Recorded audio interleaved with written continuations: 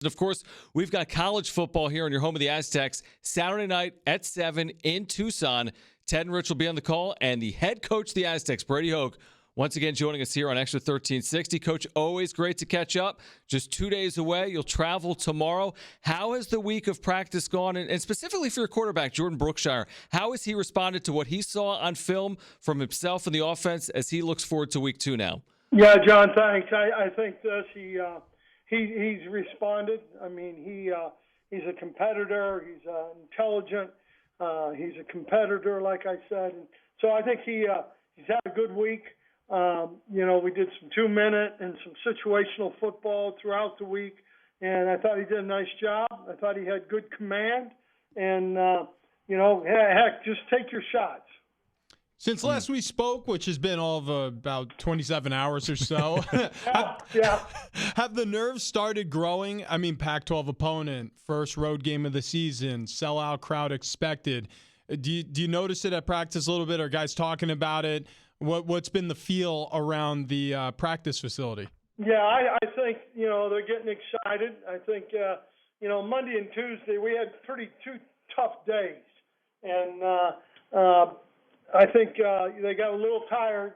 Gave them a little break on Wednesday with some of our timing on some of the things that we do, Rich. And then had a really good walkthroughs today that were at a good tempo and just playing fast as we can, playing smart as we can, and playing physical. Brady Hoke joining us at Extra 1360 against San Diego State and Arizona, Saturday night at 7. Pregame coverage beginning at 5 p.m. Coach, you've watched Arizona, of course, on film as you prepare for Saturday. What's your biggest concern about the Wildcats in terms of what they present for you? Yeah, it's kind of funny, John, because, and I don't know if I mentioned it 72 hours ago, but we really, you got one game. Right. And that one game is a lot different than what you had during spring football. It's like two different offenses to some degree. So now you're in that guessing game a little bit, but it's a little. I know Coach Coach Maddox. He's done a great job with adding both concepts in there, and so I think we'll be in great shape. Yeah, do you like that feeling, though, like sort of the unknown? I picture when I was playing, I remember having the butterflies in the stomach, not knowing how I was going to perform. As a coach, is that the fun part, sort of the unknown of what you're going to see from a schematic standpoint, and knowing you're going to have to adjust some of your schemes, knowing that you're going to have to teach your guys at halftime maybe or on the sideline during one of these quarters where it's like, hey, look, this is what they're doing, this is what we need to do. Is that sort of where the coach's adrenaline rush comes from? Well, it does. I mean, I can tell it's Thursday, number one. I know it's pizza night, number two. I've already started pacing. And I'm a big pacer when I start thinking about, what's coming up next football-wise and, what have we not done that we need to do. You're always, at least I am, going back through your weekly schedule. Okay, we do this, and this. Did we cover this enough? Did we talk about tempo? Because they're going to be a tempo team enough.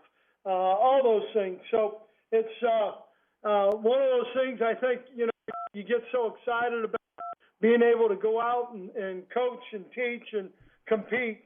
It just, you get the butterflies.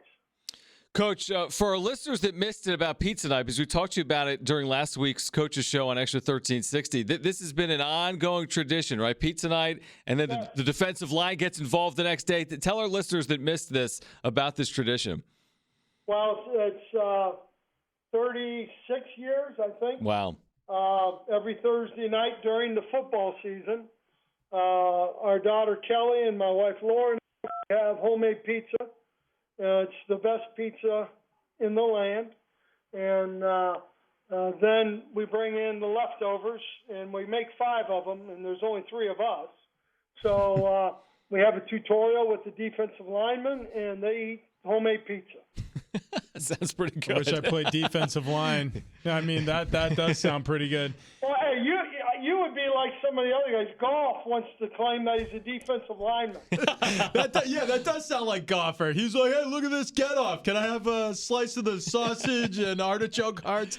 Hey, that's awesome. I mean, I love those sort of traditions. And, I feel like one of the things that we discussed over the course of your coaches' shows so far and preseason is really the communication is key when you're talking to young players and connecting.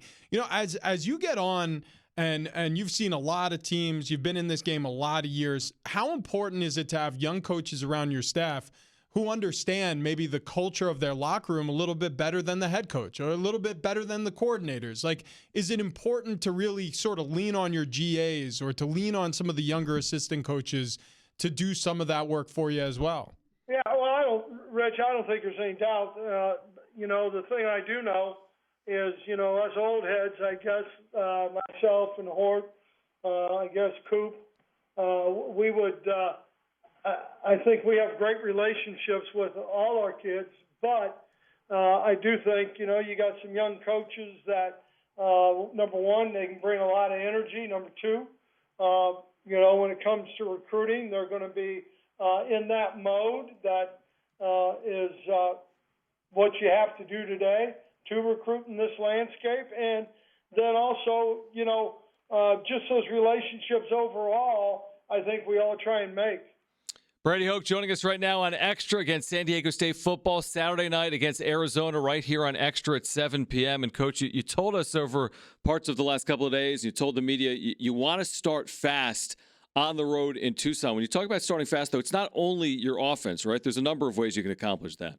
Yeah, I don't think there's any doubt. If we're kicking off and we're going to play defense first, let's make something happen on the kickoff.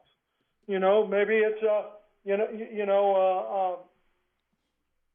going down the field and putting our face on the football and knocking the ball loose, or that kind of juice that you want to have.